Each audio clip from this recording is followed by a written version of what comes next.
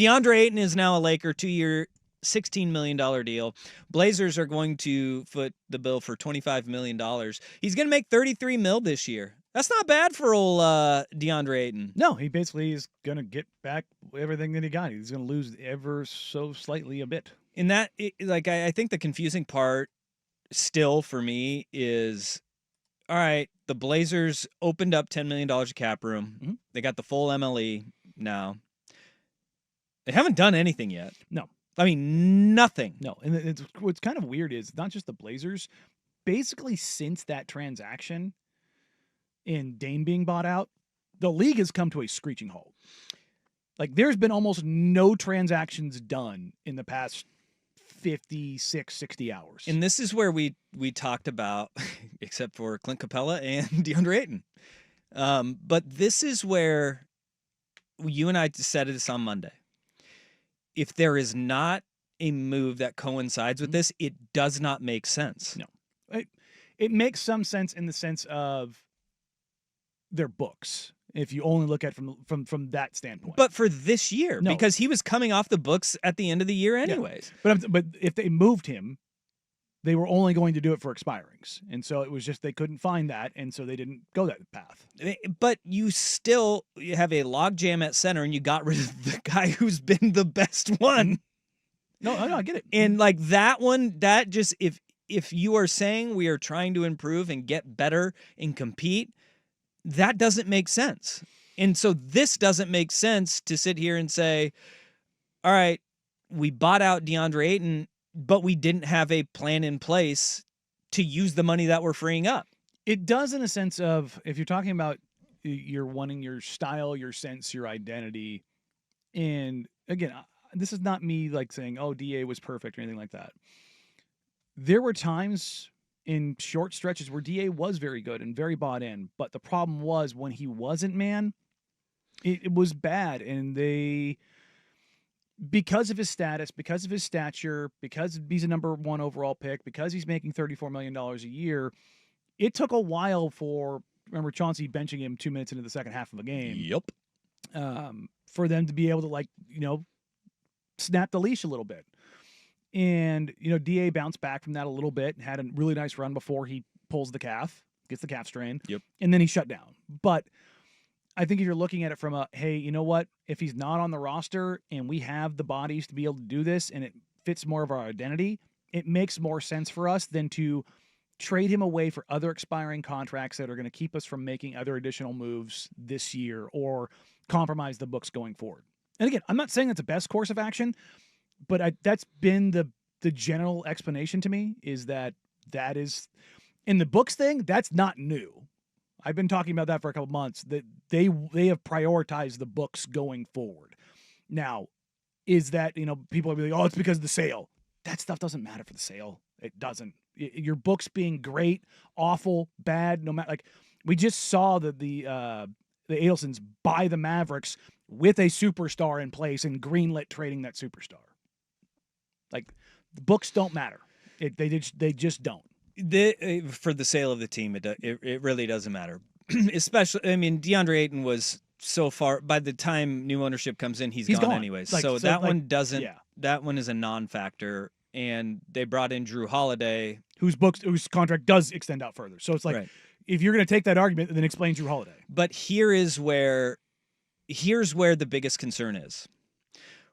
It seems like right now with the Portland Trailblazers, we went through this with Neil O'Shea. You overvalue guys so much, and you just hold on to them and say, we want more.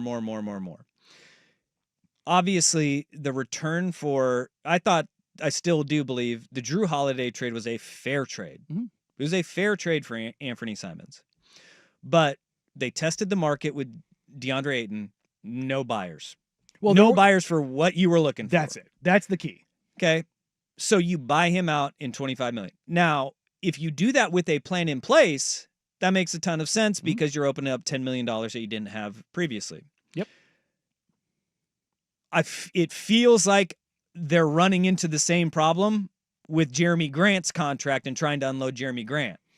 And because we know that one is, if you're talking about cleaning up the books, that's the one that cleans up the books, not DeAndre Ayton. No, because he's this one will clean up the books.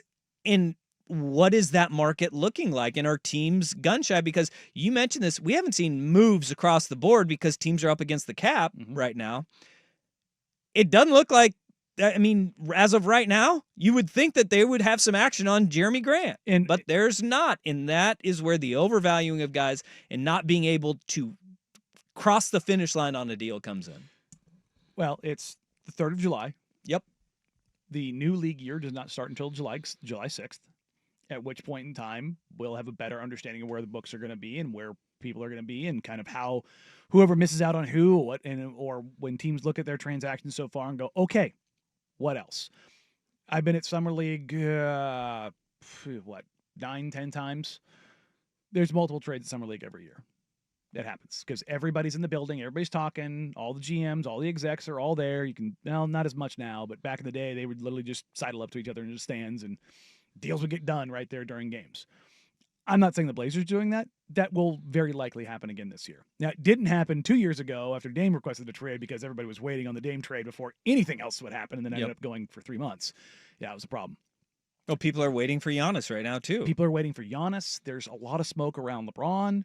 There's still some out there about Jaylen Brown. Like, there's stuff that's out there. I'm like, I don't really believe it. But if somebody believes it somewhere, they might be playing things closer to the vest.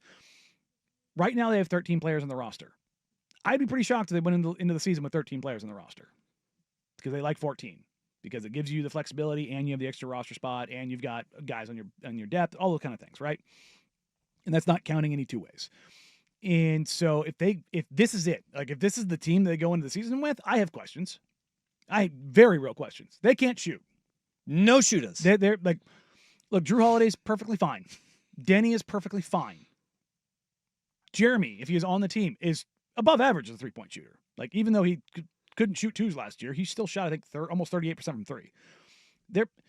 They've got okay median volume three-point shooters. They don't have a single high-volume, high-accuracy three-point shooter on their roster.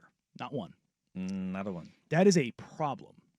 Like, they might run into a worse version of the Orlando Magic offensively because of their just absolute lack of spacing. Last year, he was 36.5% from three. Is that what he ended up finishing? Yeah. So almost 37%? Yeah, that's fine. Yep. Fine. And that was one of his worst years in probably the last 5 years, right? No. 35% in Denver? Back-to-back years in Detroit. And then, Denver, 39%, 39% in Oklahoma City. Yeah. Yeah. I mean, he's an above-average three-point shooter. Yeah. Yes. But, I mean, like, as it stands right now, Jeremy might be your best three-point shooter. Legitimately. Yeah, no. Yeah.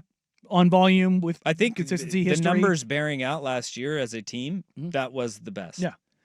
He and Denny, I think. Yeah. And look, I have faith 36%. in Denny. Like, when they traded for Denny, I was like, look, there's certainly some indicators there from his corner three-point percentage going way up, but the volume was a little bit, and it's like, but his above the break stuff was great. Hot dang. But yeah, no, the shooting is a drastic thing. And look, you can.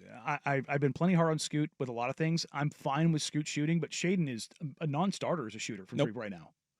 He's bad. Not like I could kind of see it. He's bad. He's a 31.5 or 32% career three-point shooter.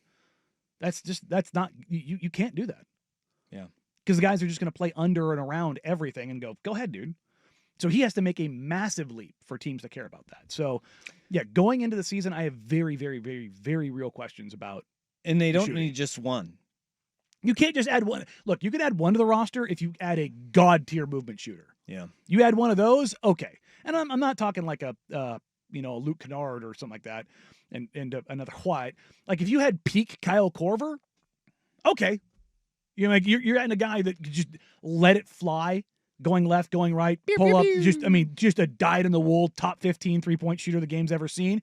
You add that guy, okay.